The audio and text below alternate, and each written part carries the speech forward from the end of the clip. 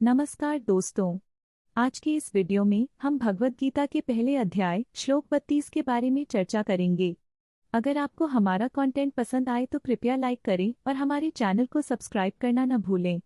इस श्लोक में हम देखेंगे कि कैसे अर्जुन ने धर्म और कर्तव्य के बीच के संतुलन को समझा। तो चलिए शुरू करते हैं।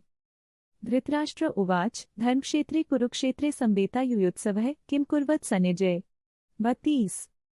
धृतराष्ट्र ने कहा, हे संजय, धर्मक्षेत्र कुरुक्षेत्र में जहाँ सभी योद्धा युद्ध के लिए एकत्रित हुए हैं वहाँ वे क्या कर रहे हैं।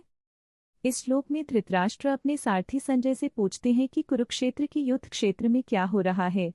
यह श्लोक हमें यह समझाता है कि युद्ध केवल बाहरी लड़ाई नहीं है, बल्कि यह आंतरिक संघर्ष और नैतिकता का भी प्रतीक है। धृतराष्ट्र की चिंता अपने पुत्रों के प्रति है जो इस युद्ध में शामिल हैं।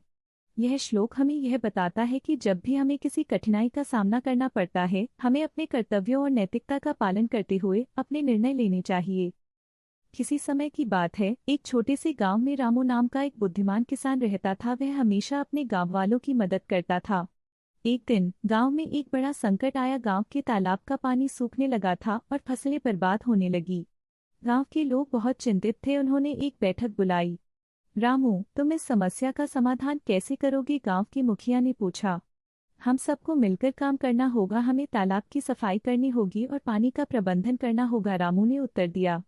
गांव के लोग बोले, लेकिन हमें समय नहीं है।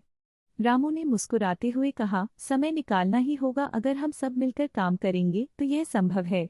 गांव वालों ने रामू की बातों को समझा और सभी मिलकर तालाब की सफाई में जुट गए। कुछ ही दिनों में तालाब फिर से भर गया और फसलें भी हरी भरी होने लगी। गांव के मुखिया ने कहा, रामू, तुमने हमें सिखाया कि एकता में ही ताकत है।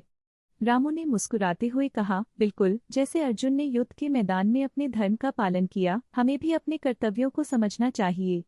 इस तरह रामू ने गांव वालों को सिखाया कि कर्तव्य और धर्म का पालन करना कितना महत्वपूर्ण होता है।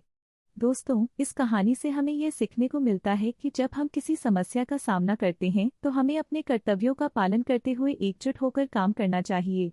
अगर आपको यह कहानी पसंद आई हो तो कृपया लाइक करें और सब्सक्राइब करें। आगे भी ऐसे और मज़ेदार वीडियो के लिए जुड़े रहें।